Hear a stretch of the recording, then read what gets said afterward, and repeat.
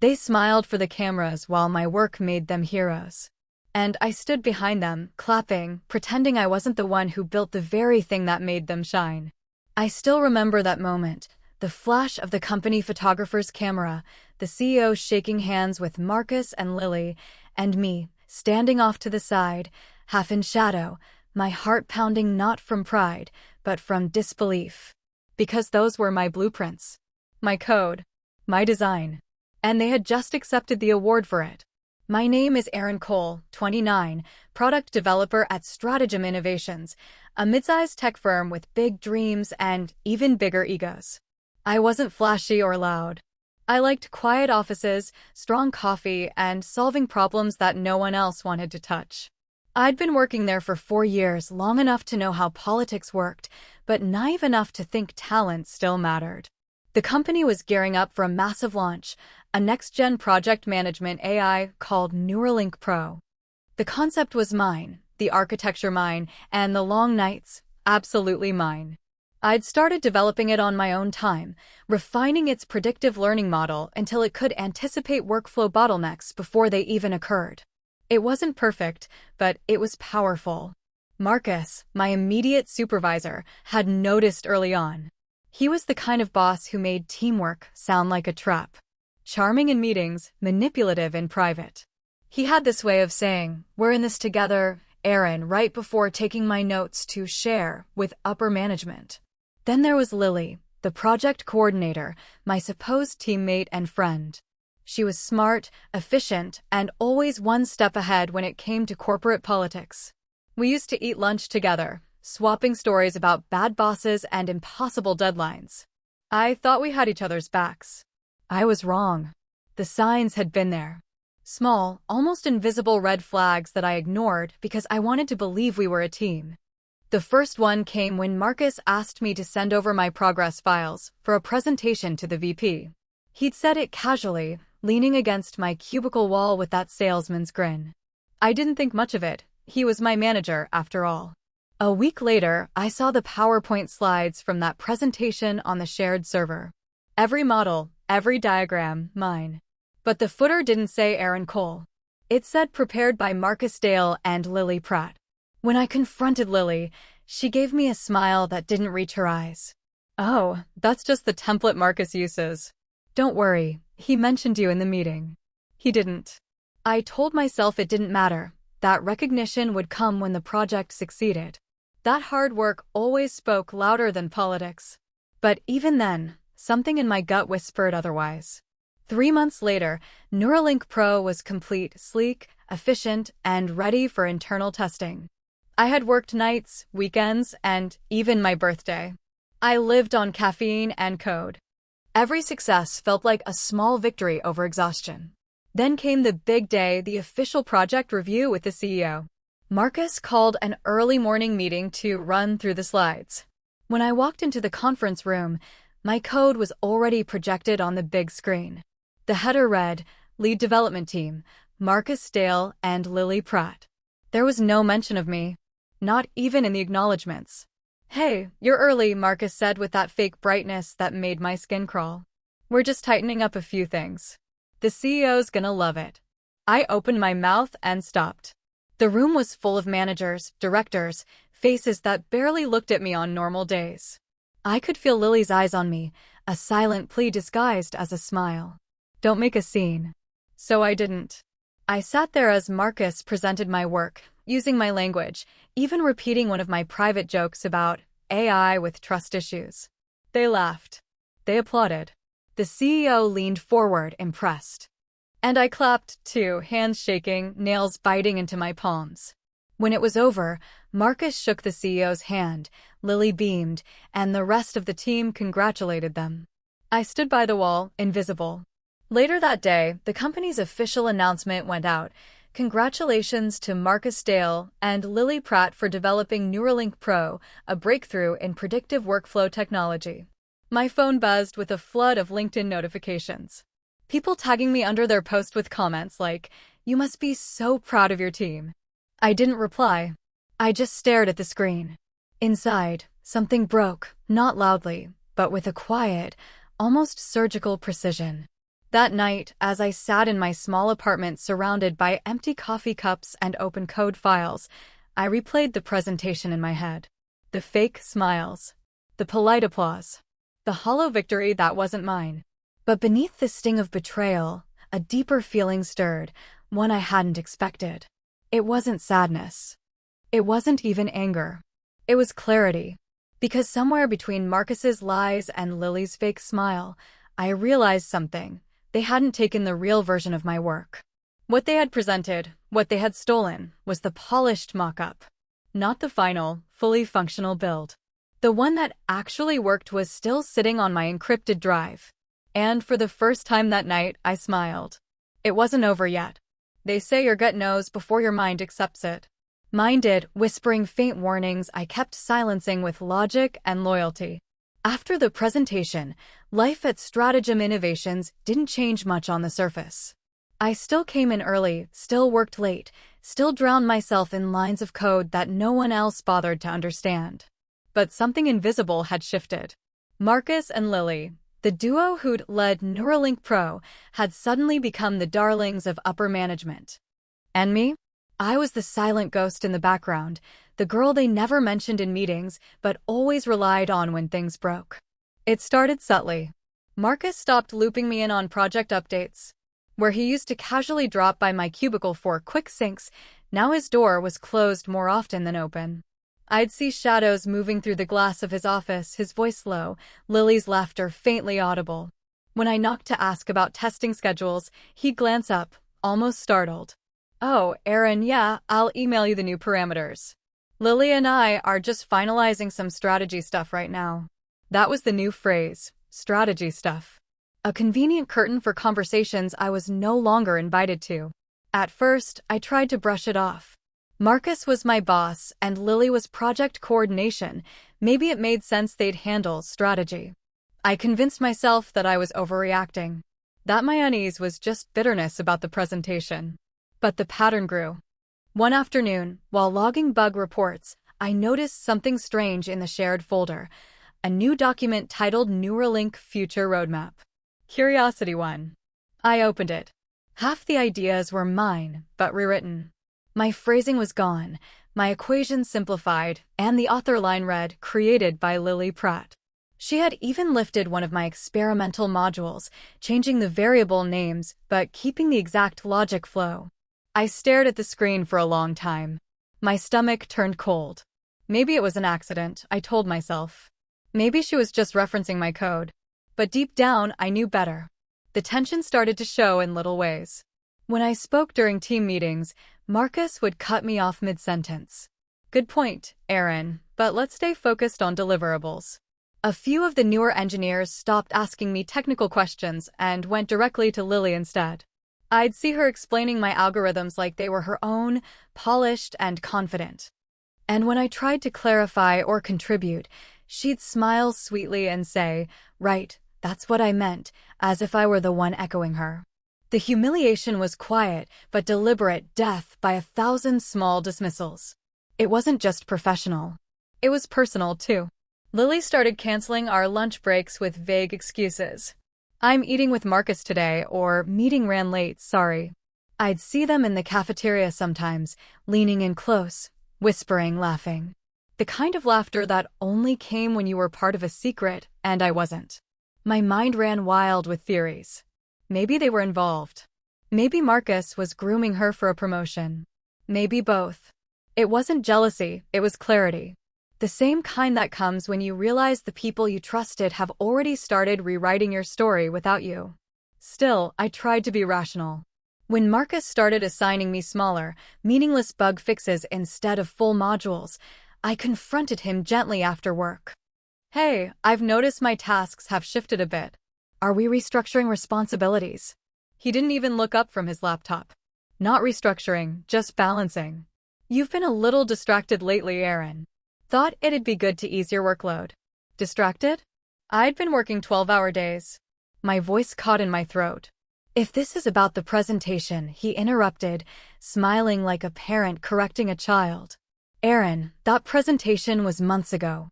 Let's not dwell on credit. We're a team, remember." That word, team, stung now. It didn't sound like unity anymore. It sounded like ownership.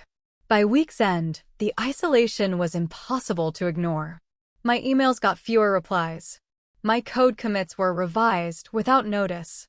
I started finding minor errors inserted into my scripts, typos that weren't mine, making me look sloppy during internal reviews. When I brought it up, Marcus simply frowned. "You're overworked. Take a long weekend." "Lily and I can handle things for now." The tone wasn't kindness. It was dismissal wrapped in concern. And yet, I hesitated to fight back. Because some small, desperate part of me still wanted to believe them. Maybe I was imagining it. Maybe it wasn't sabotage, just stress, miscommunication, or politics. I kept replaying moments in my head, trying to rewrite them in ways that made sense. But every version ended the same. I was the outsider, and they were building something, together, behind closed doors. One night, long after everyone left, I stayed back to review the latest system logs. That's when I found it. A hidden branch on the internal repository, one that only senior staff should have had access to. It was labeled NL_executive demo. My heart pounded as I opened the code. Line after line, it was mine. My entire neural processing layer, copied exactly, but this time, my signature was stripped, my encryption watermark deleted. Whoever did it knew what they were doing. I sat there in the glow of my monitor, the office silent around me. The city lights flickered through the glass, blurring against my reflection, tired eyes, trembling hands. For the first time, I stopped making excuses. Marcus and Lily weren't my teammates. They were preparing something bigger, something that would erase me entirely. But they'd forgotten one thing. I still had the original, and I knew exactly what was missing from their version. It happened on a Thursday morning, one of those mornings that start ordinary and end up changing everything. The company's internal chat buzzed unusually early. I ignored it at first, assuming it was just the marketing team gossiping. But then I saw the headline flash across my inbox. Breaking news. Stratagem Innovations announces launch of Neuralink Pro, headed by Marcus Doyle and Lily Pratt. For a second, I froze. The words didn't make sense together. My fingers hovered over the keyboard as I clicked the press release. There it was, my entire project. My system. My vision. They'd launched it without me. And not only launched it, they'd presented themselves as the sole creators. Marcus, all charm and arrogance, was quoted saying, "Our team has worked tirelessly to redefine neural interface technology. I'm proud of what Lily and I achieved through long nights and sheer innovation." There was no mention of me, not even in the fine print. The logo I'd designed, the algorithms I'd written, the integration model I'd fought for, it was all there, stripped of my name. I scrolled faster, my vision blurring, heart pounding. Every paragraph was a knife. Every image a reminder of how completely they'd erased me. I don't remember standing up, but suddenly I was walking fast toward Marcus's office. The floor felt like it was tilting. My breath came in short, sharp bursts. His door was open. He was on a call, smiling like a man who'd just conquered the world. "Marcus," I said, my voice trembling. He looked up, startled for only a fraction of a second before masking it with that polished, managerial calm. "Aaron. Big morning, huh?" "Big morning," I echoed, holding up my phone with the press release. "You went live without me." He sighed, a slow, calculated exhale. "Aaron, you've been distant. We needed to move quickly. You weren't exactly pulling your weight these last few weeks." My stomach dropped. "Pulling my weight? You mean the project I built? The code I wrote while you were in meetings taking credit for it?" His expression didn't change. "You're part of the company, Aaron. Everything you make here belongs to Stratagem. You know that." It wasn't just what he said, it was how he said it. Cold. Legal. Like I was just a problem being managed. And then Lily appeared behind him, coffee in hand, wearing that same smug, polished smile. "Aaron," she said, too casually, this wasn't personal. "You're incredibly talented, but sometimes leadership has to make tough calls." I stared at her, the girl who'd once cried in my apartment over her first failed deadline, the one I'd mentored and defended. She couldn't even look ashamed.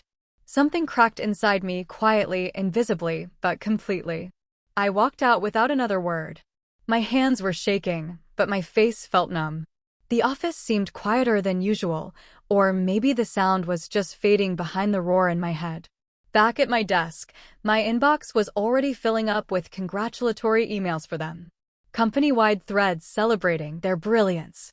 My own name was buried, absent, as if I'd never existed. The betrayal wasn't loud. It was surgical. They hadn't just stolen my work. They'd rewritten the story so that I was never part of it. By lunchtime, the company's intranet homepage featured their smiling faces beside the project announcement.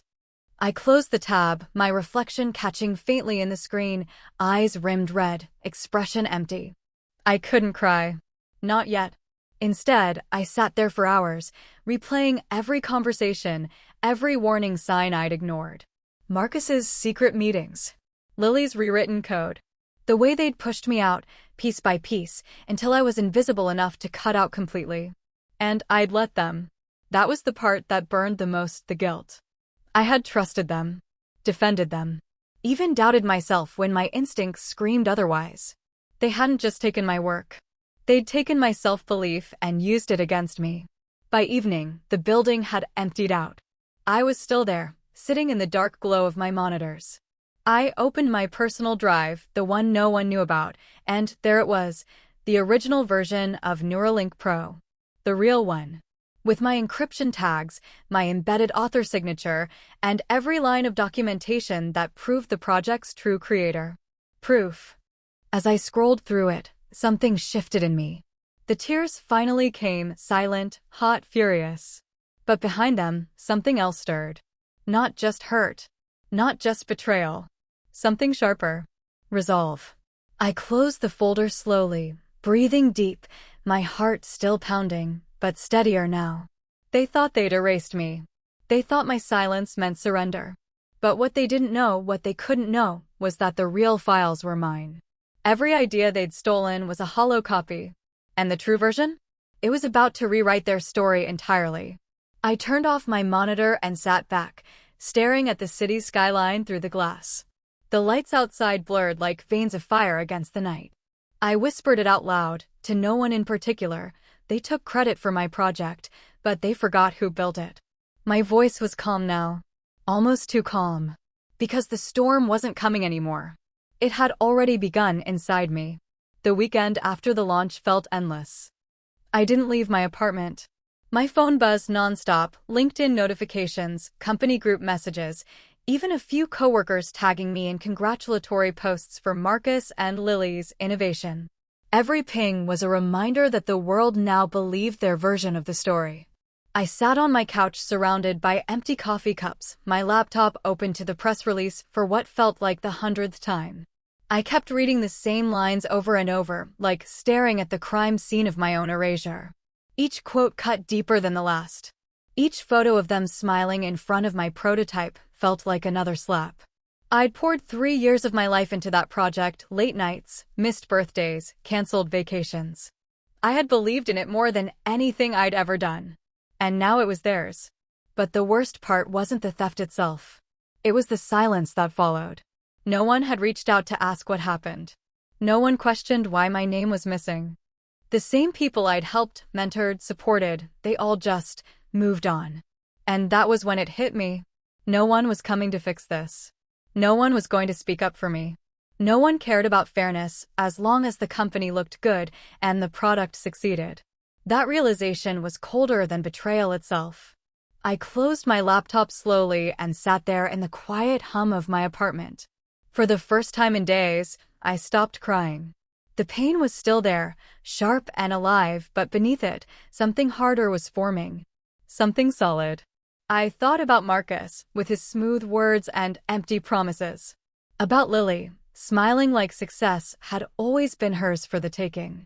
And about me, the girl who'd spent years proving her worth only to have it stolen in plain sight. No more.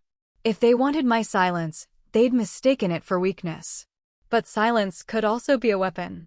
And I had proof, irrefutable proof. Monday morning, I walked into the office early, before anyone else arrived.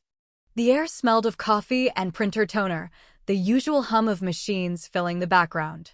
But something was different. I was different.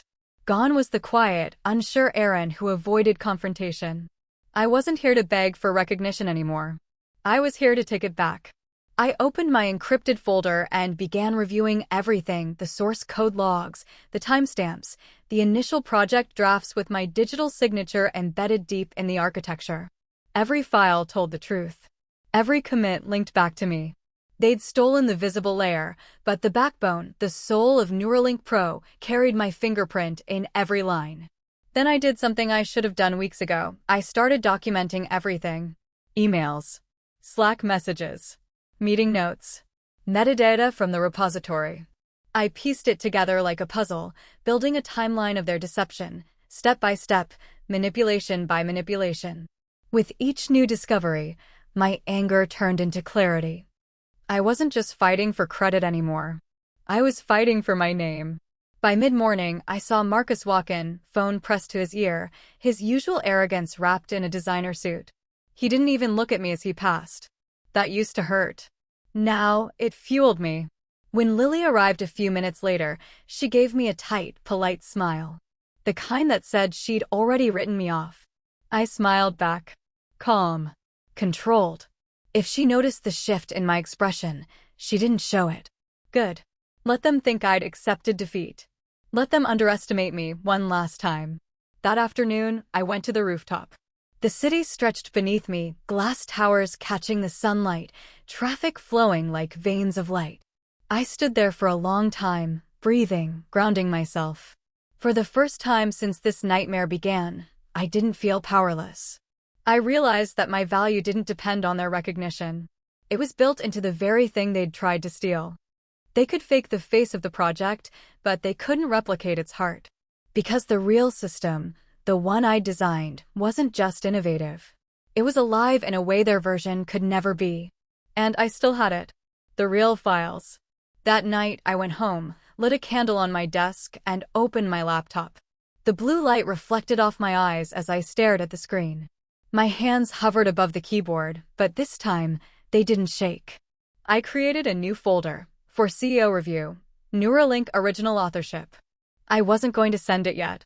Not until the time was perfect. But the decision was made. The fear was gone. In its place stood something stronger, a calm, unwavering resolve that I hadn't felt in years. They had stolen from me, lied to my face, and erased me from my own creation. But they forgot that truth has a way of finding light. And I wasn't just a victim anymore. I was the storm coming for them. As I closed my laptop and leaned back, I could almost feel the city pulsing outside, alive, restless, waiting. This wasn't the end of my story. It was the turning point. The moment I stopped being erased and started being remembered. They thought they'd buried me under their lies. But all they really did was plant the seed of my revenge. If you think revenge is fireworks, you've never watched someone build a case like a clockmaker, quiet, precise, and inevitable. I learned fast that chaos felt good to them. They thrived on spectacle. So I chose the opposite: slow, surgical moves that would look like coincidence until they weren't. The world already thought I was broken. I let them keep that story while I built the one they would never see coming. Step 1. Lock down the truth. I made 3 cold lists: files, witnesses, and anomalies. Each item had a date, a hash, and a note about where it lived. The encrypted original of Neuralink Pro sat at the top, untouched since the night I finalized it. Below it, I cataloged every commit I'd made, every timestamp, the branches I'd created for experiments, and the metadata watermarks that carried my author's signature. Technical proof is a cruel, elegant thing, impossible to argue with once you know how to present it. Step 2. Recruit allies without recruiting attention. I didn't need loud allies who'd shout in meetings. I needed people who saw what I saw and could corroborate it without drama. I reached out quietly, an email to Malik in IT using coded language only he'd notice, a late-night coffee message to Jenna, the junior analyst who'd been quietly observant, and a private DM to an old mentor who still had one foot in the company's boardroom. Each response was measured, small agreements, soft commitments. They respected the plan because they'd seen how Marcus consumed credit and left wreckage behind. Step 3. Make the villain comfortable. This was almost an art. If Marcus and Lily believed I was a beaten, aimless engineer who'd retreated into depression, they'd act stupidly. So I staged my own collapse. A few strategically weak messages on Slack, a low-energy entrance into the office, quiet, apologetic tones in hallway conversations, all the signals of a person out of the game. Marcus, glancing over his empire, smiled like a man who'd won before the match even began.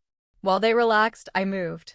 Malik pulled logs, not the obvious ones Marcus would expect to be audited, but the offshoots, IP handoffs, backup pulls, admin elevation attempts that looked ordinary when viewed in isolation, but screamed intent when connected. Jenna started saving old email drafts and screenshots she'd taken for personal notes, the sort of casual thing you'd never think to keep until you needed it. My mentor fed me board-level dates and the names of people who could be nudged to ask the right questions in the right rooms at the right time. Emotion was my next tool. Marcus fed on public praise, Lily craved inclusion. So I engineered moments that played to their narcissism. I let a confidential compliment leak, a passing remark in a semi-private chat about how Marcus handled the press, knowing they'd post a curated version on LinkedIn later. I floated an offhand line to a friendly director about wanting to step back from front-facing roles to focus on core architecture, then made sure the right people overheard it. The goal was to make them lower their guard and move forward with visible, traceable steps that would leave paper trails. I also built a social safety net. I reached out to a small cluster of colleagues not to accuse, but to remind them of what mattered, integrity and the company's long-term reputation. I shared anecdotes about the project's earliest days, speaking like someone nostalgic rather than angry. People listened differently when a victim sounded calm. A few of them admitted privately that they'd always suspected something off. One told me the CEO had been asking subtle questions about authorship during meetings. That was the crack I needed. The CEO's curiosity would be my lever. Then came the bait. I created a shallow, plausible fix branch, a tidy package that looked polished, but lacked the deep authentication layer only I'd written. I seeded it in a way Marcus would find it irresistible. An anonymous push to the demo branch labeled urgent for exec demo. It was polished, presentable, and perfectly tempting. I knew Marcus's reaction pattern: immediate appropriation, quick public presentation, and a follow-up attempt to clean anything that might look off. Panic and speed are sloppy allies. They leave fingerprints. All the while, I kept records the right way, hashed, time-stamped, copied to an external legal vault and to my mentor's drive. If they touched the bait and tried to repair the original, it would create audit logs that only someone inside the system could leave. If they moved to push the fake live, their IPs and admin actions would tie them to the theft. If they attempted to discredit me, there were already quiet witnesses who would say otherwise. The tense part of planning is the waiting. Every day I watched Marcus unfold into false confidence, posting victory photos and sending public thank you notes for the team effort. Each post was a rope he used to hang himself. Lily, buoyed by praise, began delegating more outward-facing tasks and, crucially, approving access requests without his usual caution. They were doing exactly what I needed them to do, revealing how much they depended on the surface show while ignoring the backbone. On a Thursday night, when the office was empty and my inbox quiet, I opened the folder titled for CEO Review, Neuralink Original Authorship. I rechecked every file, every signature, every chain of custody note.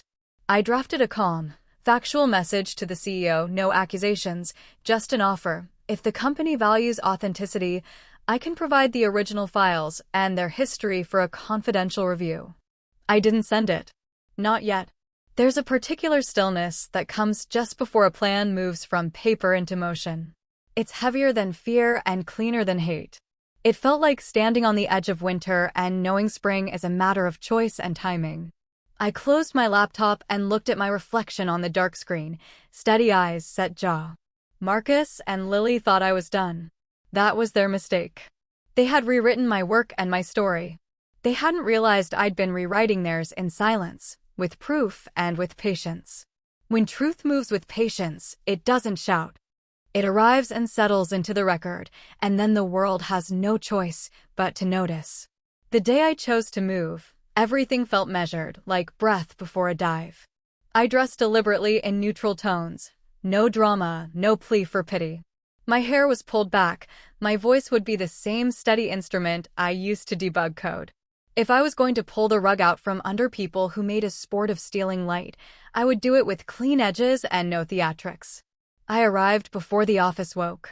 The elevator hummed up to the top floor, and the CEO's secretary gave me a look that said she knew what appointments like mine usually meant.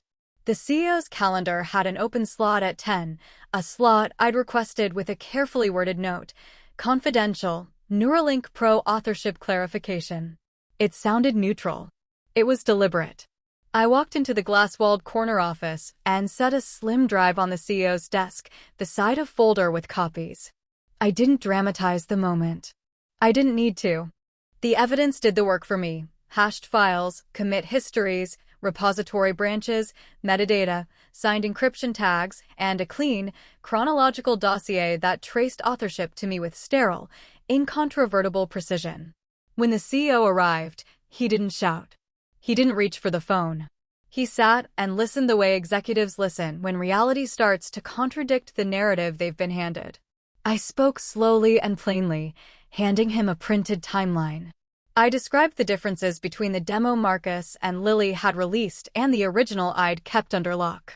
I explained how the demo matched my early commits but lacked the authentication layers, the error handling routines, and the unique predictive heuristics that made Neuralink Pro reliable. I explained, without flourish, how their version was a hollowed-out replica. He read.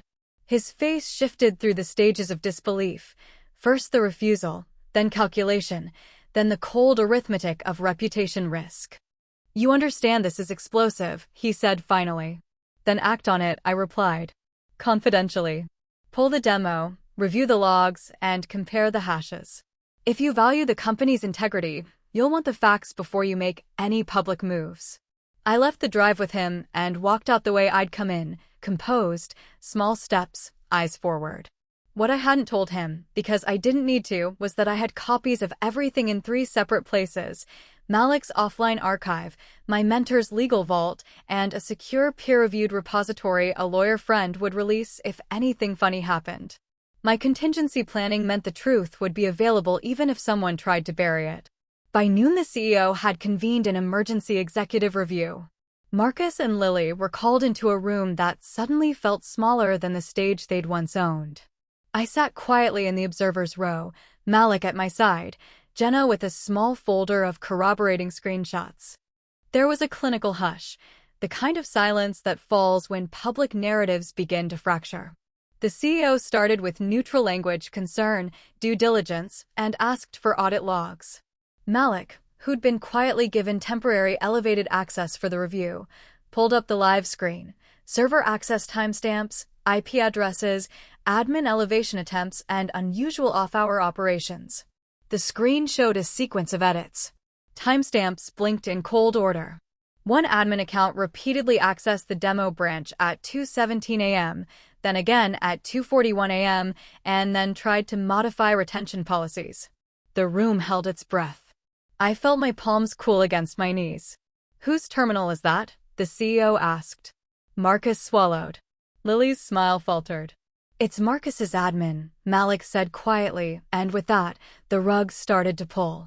The CEO's eyes snapped to Marcus, and the color left the man's face. He opened his mouth for denial, for spin, and all that came out was a tight, curated script about misunderstandings and departmental responsibility. It sounded small, like a child trying to explain why the cookie jar was emptied. Then Jenna produced the vendor emails, an early outreach thread showing my name in the from line, annotated drafts I'd written, and timestamped weeks before the demo was staged. The junior QA manager showed a saved screenshot of Marcus approving a demo push from his workstation that then created the public release. Each new piece of evidence landed with a polite, inexorable weight. Marcus's face moved through expression after expression, arrogance, confusion, then a brittle, defensive anger.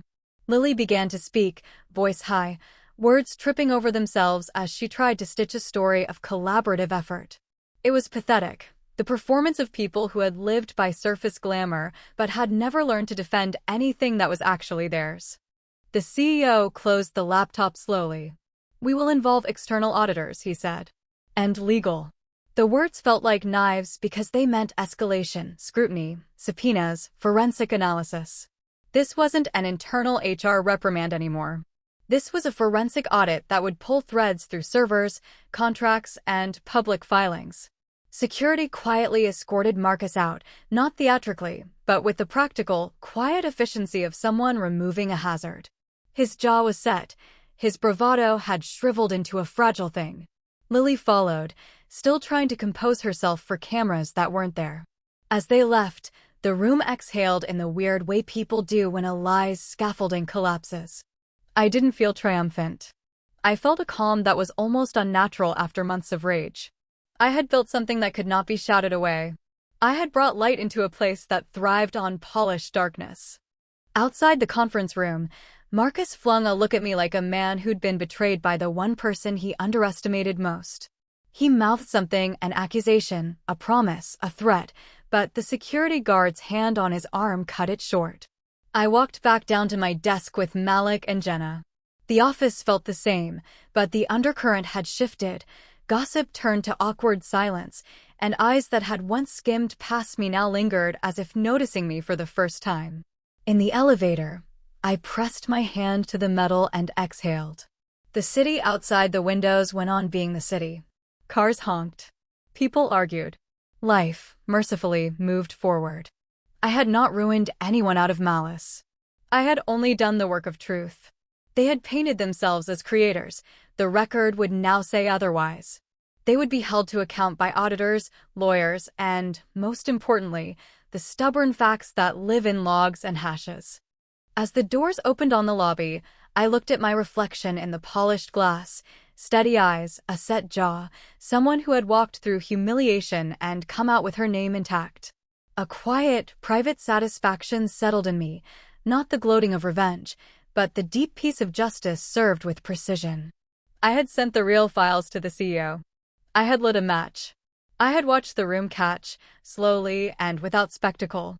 The flames were not loud, they were methodical, inevitable. And in their embers, I felt something else germinate, the knowledge that truth, when properly documented, is the most dangerous thing of all. The building looked different after it was all over. Not physically, the glass still gleamed. The lobby still smelled of burnt coffee and printer ink, but there was a shift in the air. Whispers had replaced the false laughter. Eyes that once rolled when I spoke now met mine with a quiet kind of respect, or maybe fear. Marcus and Lily were gone. The CEO had released a formal statement a week later, wrapped in polished PR language about internal review and restructuring. Behind the scenes, everyone knew what that meant. The audit confirmed what my files had already shown: the theft, the falsified version history, the misleading presentations. Their careers collapsed not in one dramatic explosion, but in a slow, humiliating implosion. Job offers retracted, LinkedIn endorsements vanished, and a reputation that once gleamed turned radioactive overnight. Poetic justice isn't always loud. Sometimes, it's the silence after the applause stops. I didn't celebrate. Not outwardly. But the first morning after the chaos settled, I woke up without that heavy knot in my chest, the one that had lived there for months. I brewed my coffee, opened my laptop, and for the first time in weeks, I coded something just for myself. Not for performance reviews. Not for approval. Not to prove anything. Just because I loved it again. That realization, that I hadn't lost my spark, they'd just tried to bury it, hit me harder than the revenge itself. For so long, I thought I needed validation to exist in that office, that team, that world. But validation built on theft is counterfeit. What I had now was mine, clean, earned, and untouchable. A few weeks later, Malik and I met for coffee across the street from the building. The afternoon sun filtered through the glass, throwing stripes of light across our table. "You did it," he said, smiling. Without shouting. Without burning the whole place down. I laughed softly. I almost did. But I realized, you can't teach people integrity by screaming. You just show them the truth, and let it speak louder than revenge. He nodded. What will you do now? I already have offers, I admitted. Some startups, one university lab. But I think I'll start my own project, something new. Maybe something ethical this time. Malik chuckled. You'd make a great CEO. That word used to intimidate me. Now it felt possible, not because I wanted power, but because I'd finally learned what kind of leader I refused to become. I visited my old desk once more, a week before resigning. The chair was still there, the monitor slightly tilted to the left, the same post-it stuck to the corner of the screen, fix cache memory. Ask Jenna. Jenna had left me a note before she moved to another team. You reminded me what courage looks like, quiet, steady, undeniable. I smiled, folded the note, and tucked it into my journal. That office had been the battlefield where I lost my innocence, but found my armor. The day I turned in my badge, I took one last look at the skyline from the 14th floor. The city stretched endlessly, 1,000 windows catching the morning sun, each reflecting a piece of someone's story. Mine had changed. I wasn't the woman who waited for people to see her worth. I was the woman who documented her truth and made sure it couldn't be erased. As I walked out, my reflection trailed beside me in the glass, calm, self-assured, unbroken. Marcus and Lily's downfall wasn't my victory. My victory was walking away with my name clean, my work intact, and my peace restored. I'd learned that real power doesn't come from titles or recognition. It comes from knowing you're irreplaceable, even when others try to convince you otherwise. That night, I uploaded my new prototype to a private repo under my name. The commit message read, "Built from ashes." Authored by me. And that, I realized, was my closure. The people who stole from me lost their titles. But I gained myself back. They took my credit to build their crowns. So I rebuilt my empire, with proof, not permission. Have you ever been betrayed by someone who took what was yours, your ideas, your trust, your light? What did you do when you realized no one was coming to make it right? Tell me your story in the comments. I want to hear it, because your voice matters, even when others try to silence it. And if this story reminded you of your own strength, hit subscribe, not just to follow more stories, but to remind yourself, no one can steal what was written in your name.